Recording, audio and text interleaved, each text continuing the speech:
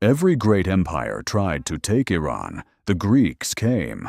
Alexander the Great conquered Persian cities and burned Persepolis to the ground, but he could not hold it. The Arabs came. They converted the population to Islam, but Iran absorbed them and became more Iranian than Arab.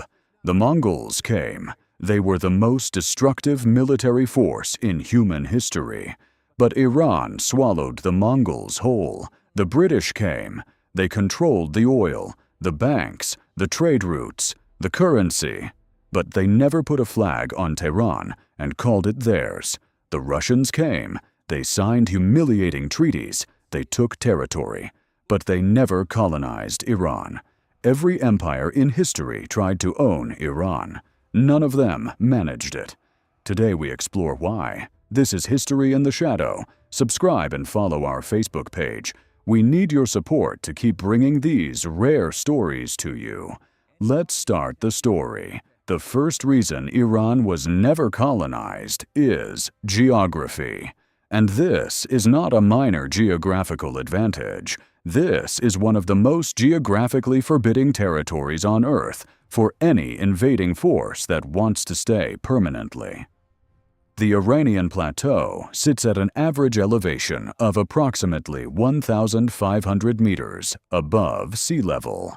It is surrounded on almost every side by mountain ranges of extreme difficulty. The Zagros Mountains in the west rise to over 4,000 meters. The Alborz Mountains in the north include Mount Damavand, a volcanic peak at 5,610 meters, the highest mountain in the Middle East and the highest volcano in Asia. The interior of the plateau contains two of the world's most inhospitable deserts. The Dasht-e Lut, the Great Salt Desert, covers approximately 77,000 square kilometers. The Dasht-e Lut has recorded surface temperatures of 70.7 degrees Celsius, the highest surface temperature ever recorded on Earth. Any army entering Iran from the west faces hundreds of kilometers of mountain passes. Any army from the north must cross the Alborz Range. Any army from the east must cross deserts that have killed soldiers throughout history. The British Empire, which conquered the Indian subcontinent and large parts of Africa with relative ease, found Iran to be a country where military occupation was enormously expensive and strategically impossible to maintain permanently. Geography was the first wall, but it was only the first. The second reason is Persian administrative genius. The Achaemenid Persian Empire developed the satrapy system, provincial governance with delegated local authority operating within a unified imperial framework. This allowed the empire to govern diverse populations across enormous distances without suppressing local culture. When Alexander the Great conquered Persia in the 330s BC, he made a revealing choice. He kept the satrapy system. He adopted Persian court ceremonies. He wore Persian royal clothing. He married Persian women.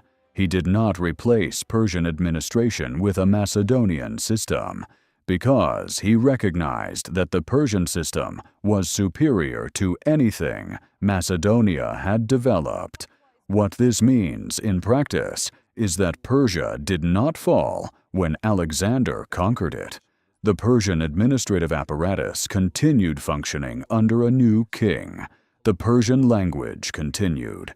The Persian cultural forms continued. Alexander died in 323 BC. His empire divided. Iran went to the Seleucid dynasty, Greek rulers governing a Persian population. Within 2 centuries, Iranian peoples had expelled the Seleucids and restored Persian-speaking rule to the plateau. The pattern repeats throughout Iranian history. Invaders arrive. They conquer. They find that governing Iran requires becoming Iranian. They gradually transform, and then they are replaced by the next invader, who goes through the same process. The third reason is the Persian language itself. Persian, Farsi, is one of the oldest continuously spoken languages in the world. When the Arab armies conquered Iran in the 7th century AD, they brought Arabic, the language of the Quran, the language of commerce, the language of the new administration. In every other Arab-conquered territory, the local language was eventually replaced by Arabic. Egypt had spoken Coptic before the Arab conquest. Today, Egypt speaks Arabic. Iraq, Syria, North Africa all became Arabic-speaking. Iran did not. Iran accepted Islam. Iran adopted Arabic script to write Persian, but Iran kept speaking Persian. The Shahnameh, the Persian national epic composed by the poet Ferdowsi around 1000 AD, is approximately 60,000 verses long and is still read and memorized by Iranian schoolchildren today. Ferdowsi spent 35 years writing a poem that told the complete story of Iranian civilization in Persian, deliberately using as few Arabic words as possible. He was making a specific cultural statement. We are Iranian. We were Iranian before Islam. We will be Iranian after. The Persian language became a wall that no colonial power could easily breach. You could conquer Iran militarily. You could extract its resources. But to actually govern its population, you had to speak Persian. And once you spoke Persian, you entered a cultural world so rich and so ancient that it tended to absorb you rather than the other way around. The fourth reason is the organizational power of Iranian religious institutions.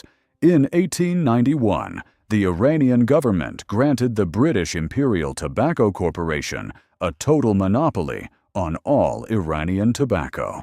This meant Iranian farmers had to sell their tobacco to the British company at whatever price the company offered. Iranian merchants had to buy from the British company at whatever price was set. The reaction was unlike anything the British had anticipated. Grand Ayatollah Mirza Hassan Shirazi, one of the most senior Shia religious scholars in the world, issued a religious ruling declaring that the use of tobacco was equivalent to war against the faith. In practical terms, any good Muslim who smoked was committing a sin. The Iranian population stopped smoking. Overnight, tobacco pipes were smashed. Water pipes central to Iranian social life were publicly broken. The wives of the Shah refused to serve tobacco in the royal household. Even the Shah's own palace complied with the religious ruling. The tobacco boycott worked. Within months, the British concession was cancelled. This event was extraordinary for several reasons. It was entirely nonviolent. No shots were fired. The population simply stopped using the product. It was organized through religious networks that operated completely independently of the state, and it demonstrated that Iranian civil society had the organizational capacity to defeat a British economic concession without any formal political institutions. The tobacco revolt became the direct template for the constitutional revolution of 1906, the oil nationalization movement of 1951, and ultimately the 1979 Islamic Revolution. The pattern of religious and civil society alliance producing successful resistance to foreign power was established in 1891 and repeated across the next 90 years. The fifth and most important reason is the specific political trauma of 1953. In 1908, oil was discovered in southwestern Iran. The Anglo-Persian Oil Company, which would eventually be renamed British Petroleum, or BP, extracted this oil under terms massively favorable to Britain. The British government owned 51% of the company and received more tax revenue from the company's British profits than Iran received in total royalties from its own oil. In 1951, Mohammad Mossadegh became Prime Minister of Iran on a platform of nationalizing the oil company. He was a nationalist, a Democrat, and a lawyer. He was elected by his parliament to take back Iranian oil from foreign ownership. Britain was furious. They imposed an economic blockade. They convinced the Western world not to buy Iranian oil. Iranian revenues collapsed. Then something happened that changed Iran permanently. The British and American governments, specifically the CIA and British Intelligence Service, MI6, organized a coup against the democratically elected Prime Minister of Iran. Operation Ajax, as the Americans called it, used bribes, propaganda, hired mobs, and corrupted military officers to overthrow Mossadegh in August 1953. The coup succeeded. Mossadegh was arrested. The Shah returned to power as an American-backed authoritarian. This single episode is the most important event for understanding Iranian politics from 1953 to the present day. The 1979 revolution, the hostage crisis, the extreme suspicion of American intentions that characterizes Iranian politics, all of it traces directly to 1953. The coup worked tactically, but it failed strategically. It permanently radicalized Iranian political culture. The Iranian population concluded that Western-style democracy was a weapon the West would only tolerate when it served Western interests. When it did not, the West would simply overthrow it. The 1979 Islamic Revolution is the definitive answer to why Iran was never colonized. A stark The reminder Shah's of the regime, 1953 the US-backed coup authoritarian government that replaced Mossadegh's democracy, was politically dependent on American support and culturally oriented toward Western modernization in ways that millions of Iranians experienced as a cultural assault.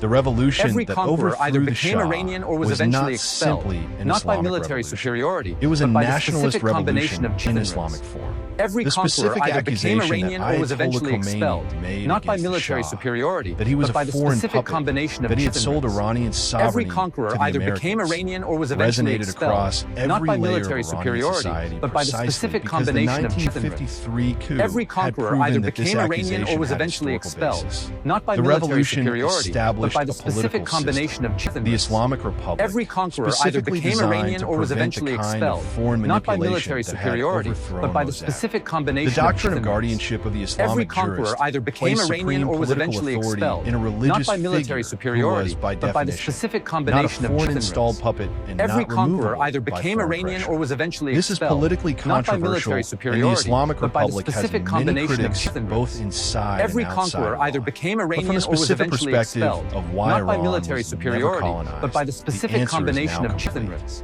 Iran Every was never conqueror either colonized became Iranian because or of was five eventually specific expelled, factors not by working military together superiority, across centuries. but by the specific Its combination of geography made chitinrins. permanent Every military conqueror either occupation became Iranian enormously or was eventually costly expelled, for not every by empire military that superiority, tried. but Its by the administrative specific combination of traditions chitinrins. gave invaders the tools Every conqueror to either govern became only Iranian or by was eventually becoming expelled, Iranian not by themselves. military Its superiority, language but by the created specific cultural combination of continuity chitinrins. that absorbed Every conquest conqueror either after became conquest. Iranian or was Its eventually religious expelled, institutional not by networks military gave superiority, civil but by the society specific the combination of organizational chitinrins. capacity to Every resist conqueror either economic became Iranian or was exploitation eventually without expelled, needing state not by support. military In the superiority, trauma but by the of specific combination of 1953 chitinrins. permanently Every conqueror radicalized either became Iranian Iranian or was political eventually culture expelled, against the kind not by of military foreign-friendly superiority, governance but that by the specific colonialism combination of requires. chitinrins. The ancient Persian Every Empire conqueror was either the became first Iranian state or in was history eventually to expelled, govern not by military 44% superiority, of the but world's by the specific population. combination That of is not a chitinrins. civilization Every that was conqueror ever either going to became accept the Iranian role or was of someone eventually else's expelled, colony. not by In the military fire temples of superiority, but by the Yazd, specific the oldest combination of continuously chitinrins. burning flame Every in the conqueror world either has burned became since Iranian or was eventually 470 expelled, AD. not by Through military Alexander, superiority, through but the by the Arabs, specific through combination the of Mongols,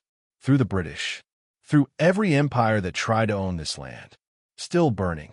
The echoes of Cyrus the Great are still audible in Tehran today.